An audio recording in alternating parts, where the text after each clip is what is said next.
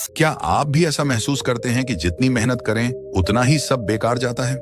सुबह से रात तक काम करने के बाद भी हाथ खाली रहते हैं। बच्चे स्कूल की फीस मांगते हैं, लेकिन आप उनके सवालों से नजरें चुरा लेते हैं। घर की हालत देखकर दिल रो पड़ता है, लेकिन किसी से कुछ कह भी नहीं सकते।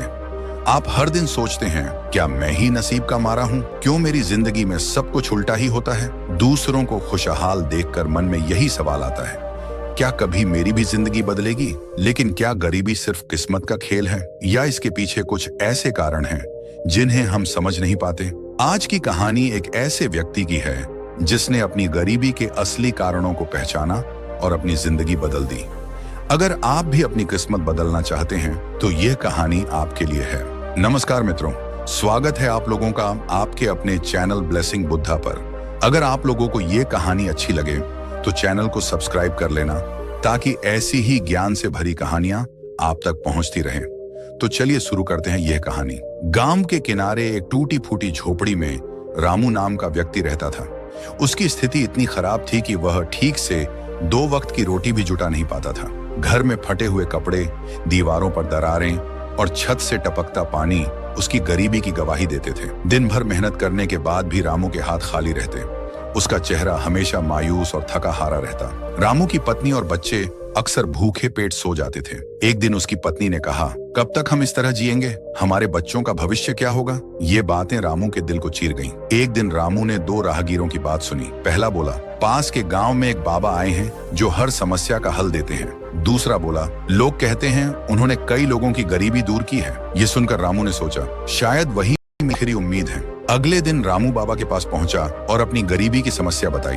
बाबा ने मुस्कुराते हुए, केवल परिस्थिति नहीं, यह हमारे कर्मों और आदतों का परिणाम है। इसके 5 मुख्य कारण हैं। अगर इन्हें बदल लो तो गरीबी दूर हो जाएगी। पहला, आलस्य। बाबा ने कहा, आलस्य सबसे बड़ा दुश्मन है। अगर व्यक्ति समय पर काम नहीं करता और मेहनत करने से बचता है तो गरीबी उसका साथ नहीं छोड़ती। जो लोग आलस्य को त्याग कर मेहनत और अनुशासन अपनाते हैं वे कभी गरीब नहीं रहते। दूसरा, अज्ञानता। बाबा बोले, अज्ञानता एक और बड़ी वजह है। लोग नई चीजें सीखने और अपने ज्ञान को बढ़ाने में रुचि नहीं रखते।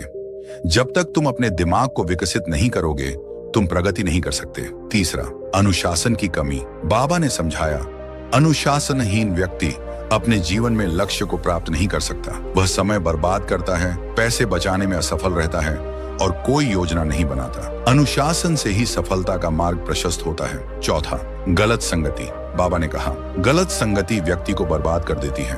अगर तुम ऐसे लोगों के साथ रहते हो जो तुम्हें प्रेरित नहीं करते या गलत मार्ग पर ले जाते हैं तो गरीबी का चक्र चलता रहेगा। संगति बदलने से जीवन बदल सकता है। पांचवा, नकारात्मक सोच। बाबा ने आखिरी कारण बताया, नकारात्मक सोच व्यक्ति की प्रगति में सबसे बड़ा रोड़ा है।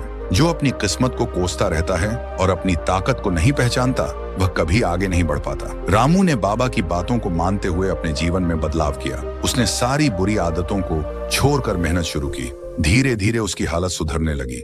उसकी आमदनी बढ़ी, घर की स्थिति बेहतर हुई और वह एक खुशहाल व्यक्ति बन गया। तो दोस्तों, गरीबी बाहरी हालात से ज्यादा हमारी आदतों और सोच का परिणाम है।